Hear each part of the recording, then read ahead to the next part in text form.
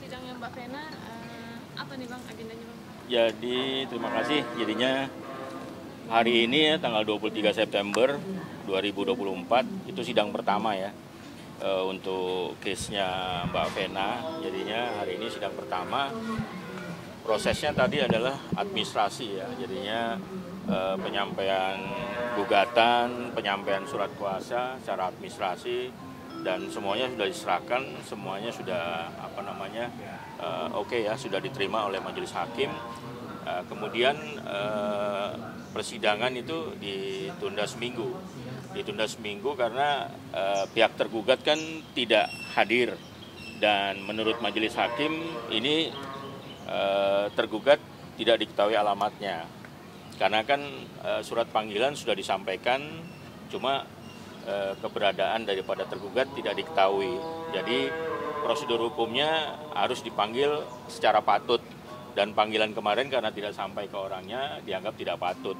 Jadinya harus ada semacam perubahan alamat untuk mengetahui alamat dari tergugat.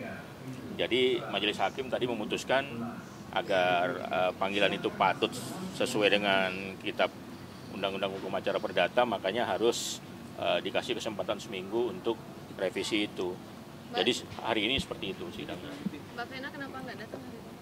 Ya tadi kalau aku udah infokan ya, kalau dari pihaknya tergugat datang, kemungkinan besar Mbak Vena hadir. Karena kan biasanya kan proses pertama nanti ada penunjukan mediasi, terus bisa langsung mediasi. Karena tadi saya sampaikan memang pihak dari tergugatnya tidak hadir, jadi ya Mbak Vena melakukan aktivitas yang lain seperti itu. Alasan Mbak Vena sendiri menggugat apa nih Bang? Ini kan sebenarnya sudah kata-kata itu sudah sidang putusan gitu Bang. Iya. Penjelasannya Bang? Jadi sudah pernah disampaikan ya dari awal-awal. Jadi memang permasalahan ini pernah diputus ya. Jadi waktu itu kan yang mengajukan permohonan kan dari pihak sana ya. Dari pihak sana itu mengajukan permohonan ikrar talak. Dan itu sudah diputuskan, dan setelah putusan harusnya ditindaklanjuti dengan ikrar. Dan pada saat dilakukan pemanggilan, beliau tidak hadir. Jadi kalau menurut Undang-Undang Peradilan Agama maupun kompilasi hukum Islam di pasal 131 itu gugur atau batal demi hukum putusannya. Jadi mau nggak mau harus diajukan kembali secara ulang. Dan sekarang kesempatan kita yang mengajukan dari pihak istri. Tapi bentuknya bukan lagi permohonan. Kalau dari pihak laki-laki kan permohonan. Kalau dari pihak perempuan itu gugatan. Jadi kita mengajukan gugatan saat ini. Mas Ferry apa Bang alasannya tidak mau mengikrarkan talak itu? Saya kurang paham. Kalau dari podcast itu juga udah disampaikan juga. Tapi lebih baik ditanyakan ke pihak yang bersangkutan. Seperti itu. Karena kita ngikutin ini aja. Ngikutin aturan undang-undang aja. Jadi 6 bulan tidak dilaksanakan ikrar, batal demi hukum. Undangan tidak sampai, apa alamat sudah berubah atau gimana? Jadi pihak pengadilan sudah menyampaikan itu ke alamat terakhir sesuai KTP, tapi di situ emang nggak ketemu. Jadinya ya kalau teman-teman wartawan tahu alamatnya ya sampaikan aja ke saya. Ntar kita japri Bang. Bang, ini kan secara hukum batalnya ikrar talak itu karena pihak Mas Ferry tidak membayarkan uang idah dan mut'ah. Nah, nominalnya katanya 60 juta, itu boleh dijelaskan Bang? Jadi sebetulnya bukan masalah, kita tidak cari siapa yang salah, siapa yang benar, atau siapa yang wajib, siapa yang tidak ya. Jadi kalau berdasarkan putusan itu memang ada kewajiban. Di situ kan kalau setiap pihak laki-laki mengajukan permohonan ikrar terhadap perempuan, maka di situ ada kewajiban untuk idah, untuk mut'ah dan nafkah.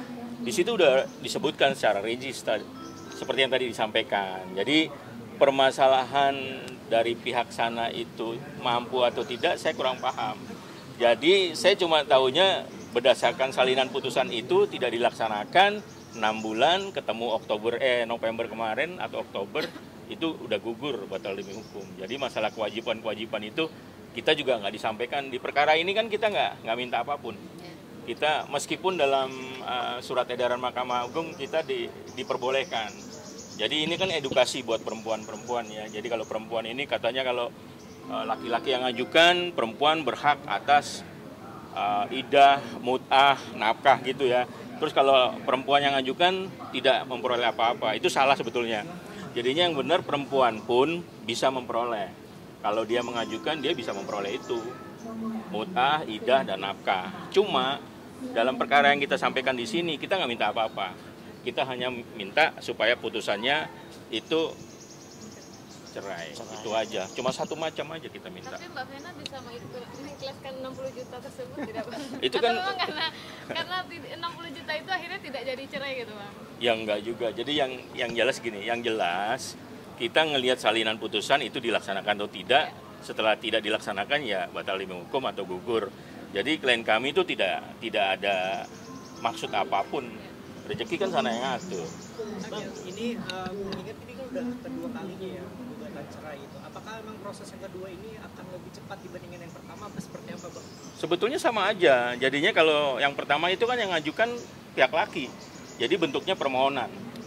Jadi pemohon dan termohon. Nanti jatuhnya putusan terus ikrar talak. Kalau dari pihak perempuan yang sekarang ini itu bentuknya gugatan. Jadinya penggugat dan tergugat. Itu aja. Jadi beda. Kalau ditanya nanti gimana? Ya sama persis seperti perkara-perkara biasa. Itu bisa paling cepat ya 2-3 bulan, ya paling lama sesuai surat edaran Mahkamah Agung 6 bulan. Seperti itu. Agenda selanjutnya apa Bang habis di seminggu ditunda ini? Jadi seminggu ini Majelis Hakim memberi kesempatan untuk menyampaikan panggilan itu secara patut. Di mana alamatnya si pihak tergugat. Makanya tadi saya sampaikan kepada teman-teman kan kalau tahu alamatnya japri ke saya sehingga prosesnya berlangsung, nanti ada mediasi segala macam seperti itu. Sampai saat ini belum tahu alamatnya. Mbak Bena tidak tahu sama sekali. Kalau tidak datang-datang gimana Bang? Tetap diputus? Ya kalau dia nggak datang panggilan secara patut kan pasti. Gitu loh. Tapi kalau panggilan itu tidak patut harus direvisi. Dan kalau misalnya memang tidak diketahui alamatnya sama sekali, ada prosesnya namanya panggilan gaib. Tapi kan kalau panggilan gaib kan minimal sidang lagi kan 4 bulan kemudian. Hubungan komunikasinya Vena sendiri sama Ferry seperti apa Bang sekarang? Setahu saya udah nggak ada sama sekali. Udah nggak ada sama sekali. Nggak ada. Boleh dibilang secara hukum Mbak Vena statusnya secara hukum masih suami istri? Kalau kita bicara masalah hukum, kan banyak yang bilang bahwa jangan sampai terjadi perceraian-perceraian liar gitu kan. Jadi ada orang yang dipulangin lah ke orang tuanya atau menyatakan berdasarkan mulutnya. Itu sulit termasuknya cerai-cerai liar. Jadi kalau dibilang apakah Mbak Vena dengan suaminya itu masih berstatus suami istri? Secara hukum masih. Karena apa? Secara hukum belum pernah terbit akta perceraian. Kenapa akta perceraian belum keluar? Ya karena nggak ada ikrar. Satu lagi karena nggak ada putusan dari pengadilan bahwa itu putus atau batal demi hukum. Itu aja. Tapi Mbak Vena pernah WA Kak? Mas Ferry ya kita ke pengadilan bareng, ayo kita ikrar gitu. Sebelum 6 bulan kemarin gitu. Pernah nggak Pak? Kita kan pihak termohon. Kalau pihak termohon kan pasif. Nah, di sini juga ada edukasi yang penting juga nih. Masalah dia ada kewajiban hadir, iya, karena dia harus ikrar di hadapan hakim. Nanti bentuknya adalah penetapan. Jadi setelah saya menyatakan bla bla bla bla, nah itu diketok palu, nanti keluarlah penetapan. Penetapan itu nanti terbit akta perceraian. Nah, ada nggak sih kewajiban dari perempuan untuk hadir di ikrar talak? Nggak perlu. Nggak ada kewajiban perempuan, karena yang ngajukan siapa? Pihak laki-laki. Jadi perempuan hanya menunggu. Hadir nggak hadir, tetap aja dia ikrar di depan hakim tanpa ada perempuan. Dan persyaratan untuk ikrar apa? Yang tadi dibilang A, B, C, D harus dilakukan dulu. Baru hakim kalau persyaratannya udah lengkap semua, ya udah silakan ikrar berdiri Bismillahirrahmanirrahim. Saya A bin B dengan ini menyatakan menalak atau menceraikan istri saya gitu. Bisa dikatakan nanti agenda berikutnya Ferry dan Venanya diwajibkan untuk hadir. Ya nanti dari pengadilan agama biasanya gitu. Di seluruh pengadilan agama seperti itu. Jadi kita merujuk pada peraturan Mahkamah Agung memang harus ada mediasi. Jadi wajib prinsipalnya orangnya langsung. Bang terakhir penegasan aja, nominalnya memang 60 juta itu ya Bang? 60 lebih dikit. 60 lebih dikit. Itu mut'ahnya berapa, idahnya berapa Bang? Saya nggak hafal pasti, yang jelas antara kalau di ya 60 sekian lah. Pokoknya putusan yang kemarin itu seperti itu. Itu aja ya teman-teman. Terima Untuk kasih. poin gugatannya sendiri sama apa yang pertama? Enggak, yang ini kita hanya cerai aja, satu aja. Satu aja. Satu aja. Gitu. Oke, Mas. Ya, makasih teman-teman. Jadi kalau ada yang punya alamat, perkara ini jalan. Ini bang, suruh capek. Insya Allah.